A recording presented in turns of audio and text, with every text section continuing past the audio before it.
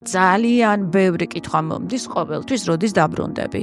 და მე ჩემთვის სულ ვამბობდი, სულ ხედავდი, რომ რუსთავი შლაგბაუმი იწევა და მე შევდივარ, საქართველოს ევროპის ნაწილია, სხვა დროა და ასე შემდეგ. მინდა იმ რუსთავიორში დაბრუნება ორშაბათს რომ მეგა შეუგადიოდა, რომელიც მე მიმყავდა. სამშაბათს რო გიორგი გაბუნია იყო, ოთხშაბათს რო ნანუკა, ხუთშაბათს რო მე ვიყავი, პარასკევს რო ვანა შოუ იყო, შაბათს რო ნოდარის შაბათი გადიოდა, კვირას რო პოსტსკრიპტუმი გადიოდა კიკალასთან ერთად და მერე ჩემი ცოლის და ქალები და ქუჩაში მოძრაობას რო ვაჩერებდით ყველა ერთად. წარსულით ცხოვრება ნიშნავს, რომ ბებერი ხარ. რამდენი ბოტოქსიც არ უნდა გაიგეთო. და ემასათი ჩემთვის მომავალია. მართლა.